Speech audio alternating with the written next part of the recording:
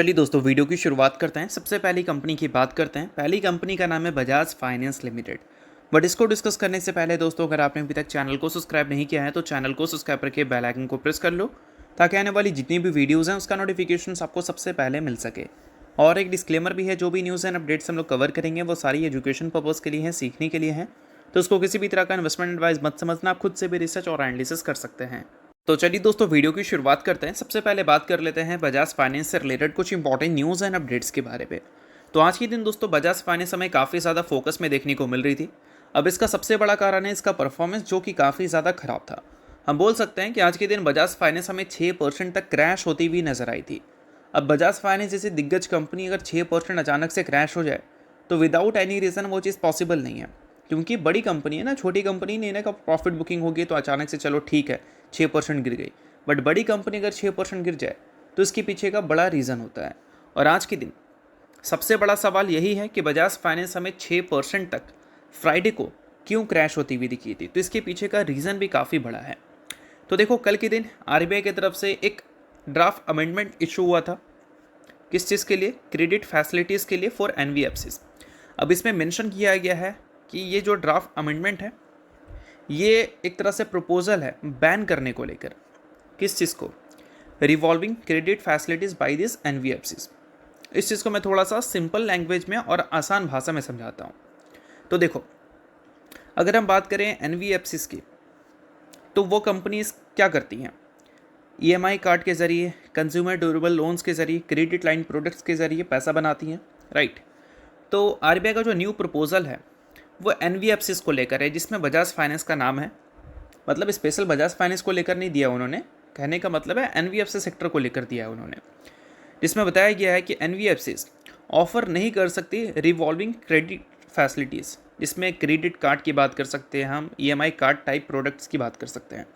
अब ये revolving credit facilities है क्या?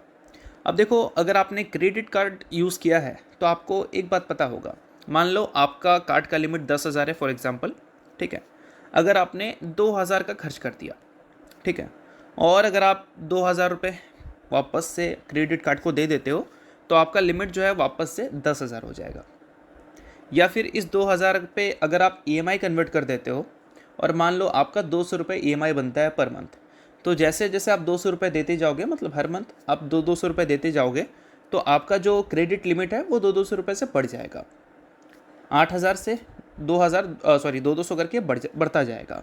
बट आरबीआई का न्यू रूल्स ये कहता है कि अब फ्लेक्सिबल लोन्स नहीं मिलेगा, मतलब फ्लेक्सिबल ईएमआई के ऑप्शंस अब आपको देखने को नहीं मिलेंगे। अब फिक्स ईएमआई के ऑप्शन देखने को मिलेंगे। और अगर आपने क्रेडिट कार्ड यूज़ किया, ईएमआई में कन्वर्ट किया, पैसा रीपेमेंट हो रहा है, ठीक है, बट पैसा रीपेमेंट होने के बाद जब तक लोन कंप्लीट नहीं होता तब तक आपके जो लिमिट्स हैं वो बैक टू नॉर्मल नहीं होंगे। ये पॉइंट है जो कि यहाँ पर आरबीआई के न्यू रूल्स में मेंशन की गई हैं।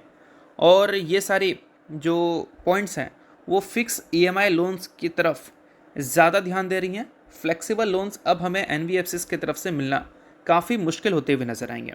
देखो, यहाँ पर मेंशन भी किया गया है। पुराना सिस्टम ये कहता है यूज़ करो, रीपे करो और रीयूज़ मल्टीपल टाइम आप कर सकते हो। नया सिस्टम कहता है कि लोन लो, ईएमआई पे करो, फिनिश करो, तब मिलेगा। ऐसा नहीं कि ईएमआई चल रहा है उसके बीच में आप एक और ले सकते हो, नहीं, ऐसा नहीं। अब पूरा का पूरा ख़त्म करना पड़ेगा।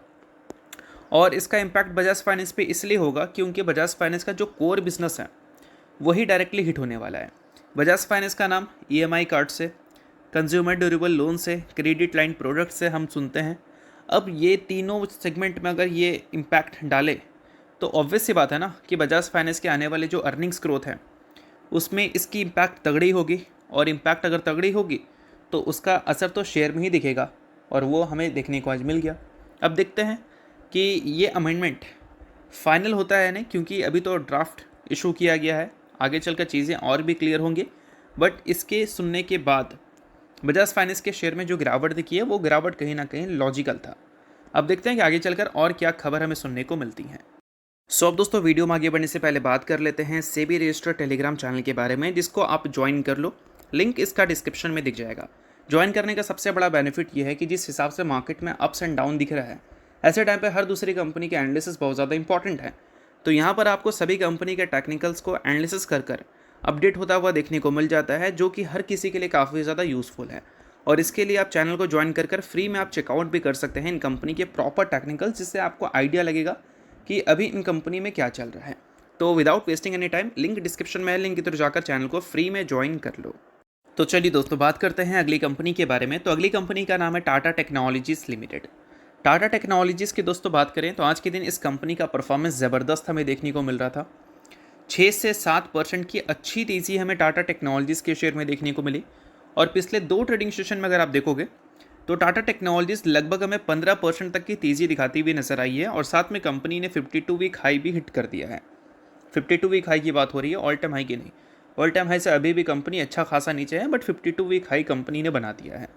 अब पिछले कुछ ट्रेडिंग सेशन से टाटा टेक्नोलॉजीज़ में जो तेज़ी दिख रही है वो ऐसा नहीं कि हमें बहुत ज़्यादा चौंका रही है। वो अगर पिछले 1 महीने का रिकॉर्ड देखोगे तो भी इसका परफॉर्मेंस अच्छा दिखेगा। 3 महीने का रिकॉर्ड देखोगे वहाँ पर भी परफॉर्मेंस अच्छा दिखेगा। इनफैक्ट आप 6 महीने का भी रिकॉर्ड देखोगे ना, तो बॉटम से ये कंपनी 50% से ज़्यादा की तेज़ी दिखा चुकी है। अब टाटा टेक्नोलॉजीज जो लगातार रिवाइवल दिखा रही है वो इसलिए दिखा पा रही है क्योंकि इनका जो सबसे बड़ा क्लाइंट है वो टाटा मोटर्स है। और टाटा मोटर्स के जो अर्निंग्स हैं वो पहले के मुकाबले बेटर आने की पॉसिबिलिटीज़ हैं, क्योंकि इनके जो सेल्स डेटा हमें डे बाय डे देखने को मिल रहे हैं, डे बाय डे नहीं मतलब हर मंथ जो देखने को मिल रहे हैं, वो ईयर ऑन ईयर बेसिस पे देखोगे आप तो काफ़ी अच्छे परसेंटेज से ग्रो होकर आ रही है। अब इसके सबसे बड़ा क्लाइंट ही अच्छे नंबर्स दिखा सकता है, तो ऑब्वियस सी बात है टाटा टेक्नोलॉजी जैसी कंपनीज़ को ज़्यादा काम मिलेगा। इस वजह से टाटा टेक्नोलॉजीज टाटा मोटर्स के कारण लगातार हमें अच्छा परफॉर्म करती हुई दिख रही है, खासकर जब से जीएसटी कट हुआ है तब से। और अभी जो पिछले 2-3 दिन में तेज़ी देखने को मिल रही है वो इसलिए दिख रही है क्योंकि एक मीडिया रिपोर्ट कह रहा है कि होंडा मोटर्स ने आउटसोर्स किया है into in development of new vehicles platform. किसको? टाटा टेक्नोलॉजीज़ को। और ये डील जो है वो first time Japanese auto maker interested and Indian energy services company के साथ है। किस चीज़ के लिए? एंटायर व्हीकल प्रोग्राम को डेवलप करने के लिए, जो कि काफ़ी बड़ी बात है। और टाटा टेक्नोलॉजीज़ की अगर हम बात करें तो इसका टोटल रेवेन्यू का 77% तो सर्विसेज से ही आता है। अब ये सर्विसेज वो ER&D सर्विसेज भी रहता है, जिसमें आप product design, simulations, testing, embedded system development, ये सारी चीज़ें देखने को मिलते हैं। और इसका काम बहुत सारे इंडस्ट्रीज़ में भी दिखता है। ऑटोमोटिव इंडस्ट्रीज अभी इसका प्राइम है, एरोस्पेस में भी काम करती है और इंडस्ट्रियल सेक्टर में भी ये कंपनी सर्व करती है। बट सबसे बड़ा जो क्लाइंट है वो कंपनी के ऑटोमोटिव इंडस्ट्रीज़ में है, और ये न्यूज़ भी ऑटोमोटिव इंडस्ट्रीज़ को लेकर ही है। तो इसी कारण टाटा टेक्नोलॉजीज आज के दिन हमें ज़बरदस्त परफॉर्म करती हुई देखने को मिल रही थी। अभी तो मीडिया रिपोर्ट से ऑफिशियल खबर देखते हैं कब हमें देखने को मिलती है। तो चलिए अब बात कर लेते हैं अगली कंपनी के बारे में, जिसका नाम है kinase technology India limited. But इसको डिस्कस करने से पहले दोस्तों, अगर आपने अभी तक सेबी रजिस्टर्ड रिसर्च एनालिस्ट के टेलीग्राम चैनल को ज्वाइन नहीं किया है तो उसको जाकर ज्वाइन कर लो, क्योंकि बजाज फाइनेंस, टाटा टेक्नोलॉजीज और काइनेस इन तीनों के टेक्निकल्स प्रॉपर एनालिसिस के साथ वहाँ पर अपडेट कर दिए जाएंगे, जिसको आप चेकआउट कर सकते हैं बिल्कुल फ्री में। तो लिंक आपको डिस्क्रिप्शन में दिख जाएगा। टेलीग्राम को फ्री में भी ज्वाइन कर सकते हो और फ्री में टेक्निकल्स को देख भी सकते हो। तो चलिए अब काइनेस की बात कर लेते हैं। तो आज के दिन काइनेस काफ़ी ज़्यादा फोकस में है अपने अर्निंग्स की वजह से। अर्निंग्स कंपनी के आए नहीं हैं, बट आज के दिन हमें देखने को मिलेंगे। अर्निंग्स आने से पहले काइनेस टेक्नोलॉजी अपने 52 वीक हाई से ऑल टाइम हाई से बहुत ही ज़्यादा नीचे है। तो ऐसे टाइम पे एक्सपेक्टेशन जो होगी कंपनी के अर्निंग्स है वो लिमिटेड ग्रोथ की ही होगी। और कुछ अनसर्टेनिटीज़ भी थी कंपनी के साथ, जिसमें आप कैश फ्लो की बात कर सकते हो, वर्किंग कैपिटल की बात कर सकते हो और गाइडेंस की भी बात कर सकते हो। और ये तीनों अनसर्टिनिटी को लेकर अगर मैनेजमेंट की तरफ से कुछ स्टेटमेंट आएगा तो फिर काफ़ी चीज़ें अच्छी ही रहेंगी। बट आज के दिन जो क्वार्टरली रिजल्ट आएगा उसको लेकर बाजार की एस्टिमेट क्या है? तो बाजार 840 करोड़ के आसपास के रेवेन्यू एस्टिमेट रखी है। ईयर ऑन ईयर बेसिस पे हेल्दी ग्रोथ उम्मीद कर रही है, Q1Q बेसिस पे गिरावट उम्मीद कर रही है, जिसको देखकर परेशान मत होना, क्योंकि हमेशा Q4 Q1 से ज़्यादा ही रहता है। तो Q1 में अगर गिरावट होगी Q1Q बेसिस पे तो कोई हैरानी वाली बात नहीं है। ईयर ऑन ईयर बेसिस पे ग्रोथ अच्छी दिखनी चाहिए। और प्रॉफिट्स की बात करें तो 61 करोड़ के प्रॉफिट्स आ सकते हैं। ईयर ऑन ईयर बेसिस पे देखोगे तो यहाँ पर प्रॉफिट गिर सकता है, Q1Q बेसिस पे भी देखोगे तो यहाँ पर भी प्रॉफिट गिर सकता है। और ये चीज़ें मार्केट को डिस्टर्ब कर सकती हैं अगर ऐसा प्रॉफिट देखने को मिलता है तो। अब ऐसा प्रॉफिट होगा तो ऑब्वियस सी बात है कंपनी के जो ऑपरेटिंग प्रॉफिट मार्जिन्स हैं वो भी हमें गिरते हुए नजर आएंगे। बट देखते हैं कि अकॉर्डिंग टू एस्टिमेट्स कंपनी के नंबर होंगे या फिर एस्टिमेट से बेहतर होंगे। और साथ में जो 3 अनसर्टेनिटीज़ है कंपनी के साथ, उस अनसर्टेनिटीज़ को लेकर मैनेजमेंट की क्या स्टेटमेंट्स रहती हैं। तो चलिए अब बात कर लेते हैं अगली कंपनी के बारे में, जिसका नाम है पर्ल ग्लोबल इंडस्ट्रीज़। हाल ही में कंपनी ने दोस्तों स्ट्रॉन्ग Q1 के अर्निंग्स को रिपोर्ट किया है, उसके साथ पहली बार 1:1 के रेशियो में बोनस भी इशू करने का फैसला किया है। सो अगर आप इस कंपनी के इन्वेस्टर हैं तो इस न्यूज़ को आप नोट कर सकते हैं, इन्वेस्टर नहीं आप इग्नोर कर सकते हैं। न्यूज़ थी इस वजह से मैंने बता दिया, बाकी ये किसी भी तरह का रिकमेंडेशन नहीं है। तो होप करता हूँ ये वीडियो आपको अच्छा लगा होगा। लाइक कीजिए, पहली बार सब्सक्राइब कीजिए। वीडियो देखने के लिए बहुत बहुत शुक्रिया।